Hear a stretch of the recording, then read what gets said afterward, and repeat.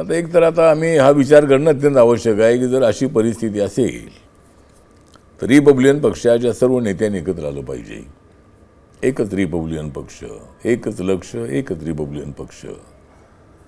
पण असं होत नाही आहे. म्हणजे अनेक गटातटामध्ये विभागलेला हा आपला समाज. 9% आमचे आंबेडकरांची मतं आहेत, दलितांची मतं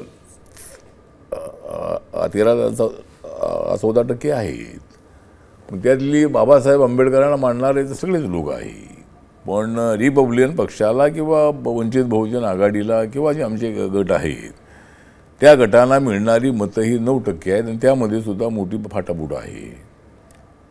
तर त्यामुळं परिस्थिती अडचणीची आहे. पण तरीही देवेंद्र फडणवीस साहेबांनी आम्हाला त्यांची अडचण सांगितली की आम्हाला 90 जागा एकनाथ शिंदे साहेबांना द्याव्या लागल्या आणि शेवटी सुद्धा त्यांनी सांगितलं होतं की काय 7-7 जागा 7-8 जागेचा प्रयत्न करू, पण ते काही जमलं नाही.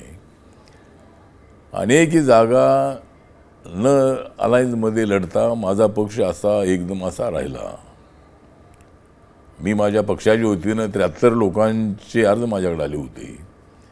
त्याच्यामधले 39 लोकांनी फॉर्म भरले होते. आणि मग आम्हाला देवेंद्रजींनी तर सांगितलं की बाबा तुम्हाला MLC देऊ, 1-2 स्वीकृत सदस्य देऊ महानगरपालिकेमध्ये, महामंडळाचे 1-2 चेअरमन करू, त्यानंतर काय सदस्य देऊ वगैरे असं सांगितल्यामुळं आणि त्याने हे जर सांगितलं की काही तुमच्या 10-12 लोकांना जर लढायचं असेल तर मैत्रीपूर्ण लढत आपण लढूया. अशा पद्धतीनं मग आता आम्ही एकतर महायुतीच्या बाहेर पडून काही उपयोग नव्हता.